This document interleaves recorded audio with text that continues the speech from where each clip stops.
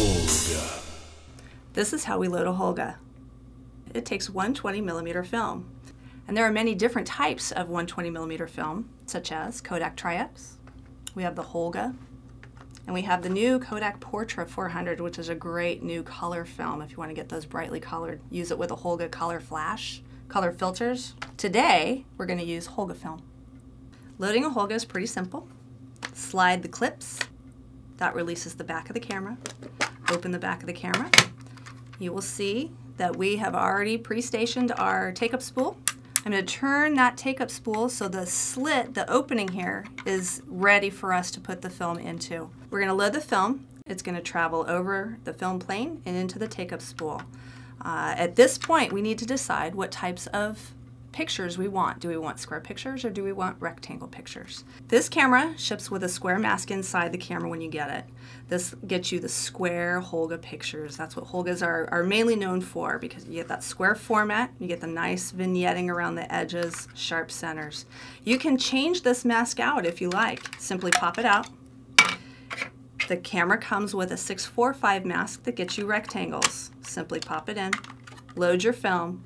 After you load your film, though, you need to be careful because your number on the back of the frame needs to match the size of frame that you have inside. That will tell you how many frames of pictures that you've actually shot so that they're lined up correctly and you don't get any overlapping picture frames. And now we're going to put our film inside the left side, pulled over to the right side.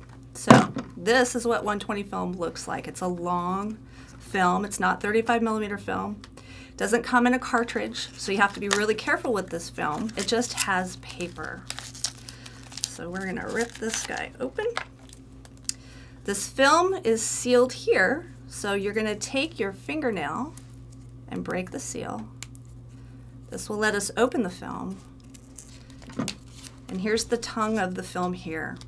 Now, because this film is protected only by paper, you need to make sure that there is tension on this roll so that the paper doesn't separate and light sneaks in. If light sneaks in, you're going to fog your film, which could be a good thing, or not. So we're going to load this guy here. If you look inside the camera, there is a little nib on the inside. On the end of this film, you'll see the crosshair. And so line it up. Drop it in, it snaps in. To keep the pressure on here, because remember it's only paper that's keeping the light from the film. Here's the tongue. So we're going to slide that tongue in there. Try to keep it as lined up as possible, keeping pressure on this side because we can't let it open up on us. We're tight, we're loaded.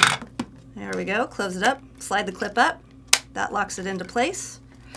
Now, we're going to turn this dial until we see the number 1. Now, as we scroll, you will see dots, you will see lines. Depending on the type of film, there's going to be different symbols, and it's going to feel like you're winding forever and that you're going to wind through your film. And there we have a number 1, and we are ready to take our picture.